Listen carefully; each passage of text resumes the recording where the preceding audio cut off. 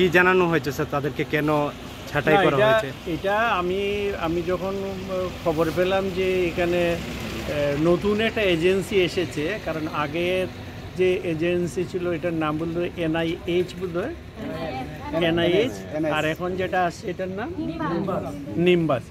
তো এদের মধ্যে থেকে কিছু সংখ্যক লোককে বলা হয়েছে যে তোমরা সোমবার থেকে এখানে আসার দরকার নেই। তো আমি এখানকার যে এয়ারপোর্টের যে ম্যানেজার, ওনার সাথে কথা বললাম, এখানে কি পরিস্থিতি আমরা জানতে চাইলাম। তো দেখা গেল যে এখানে নতুন যে কোম্পানি, ওরা একটু লোক সংখ্যা কমিয়ে দিয়েছে। দুটো শিফটের মধ্যে হিসাব দেওয়া হয়েছে 4386, এবং এটার পাশাপাশি আরও 6 জন ওরা রিলিভার হিসেবে রেখেছে। তো টোটাল 94।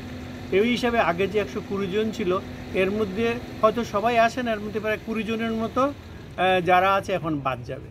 তো আমি একটা রিকোয়েস্ট করেছি যে আমাদের সামনে একটা পূজার মাস, এই পূজার মাসটা অত্যন্ত সেন্সিটিভ। এদের অনেকে আমার সাথে যোগাযোগ করেছে, কান্নাকাটি করছে, মানে ছেলে মেয়েদের পূজার সময় কি দেবে কোনো কিছু। তো এটা তো একটা সাংঘাতিক একটা পূজার মাস হিসাবে।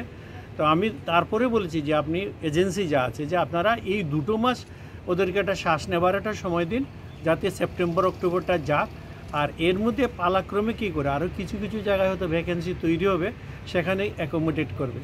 আর এই যে 120 জন আছে, একটা লিস্ট আছে, আমি ওটার লিস্টও চেয়েছি। উনি বলেছেন যে এই লিস্টের ভিতর থেকে যারা কাজ করছিল পরবর্তী সময় তাদেরকে এই ক্লিনার হিসেবে যেখানে আছে সেখানে উনি নেন। ইজ ভেরি সিম্প্যাথেটিক, এবং উনি জানেন, ওনার সাথে আমার 7 বছর ধরে কথাবার্তা হয়েছে।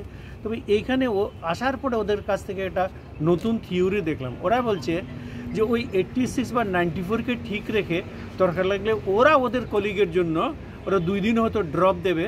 তো এতে যদি 86 94কে নাম্বার ঠিক রেখে ওরা শেয়ার করবে, যে কেউ হয়তো 30 দিন কাজ করতো, বলছে দরকার লাগে আমরা 4-5 দিন আমরা কাজ করবো না, আমার আরেকজন পাক।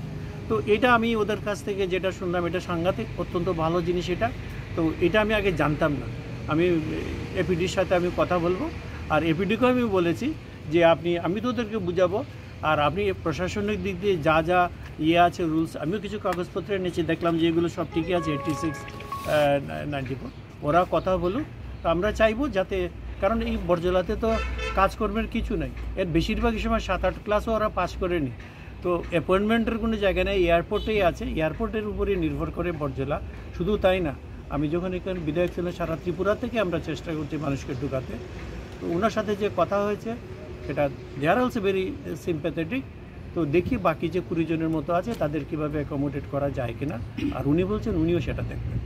Thank you sir.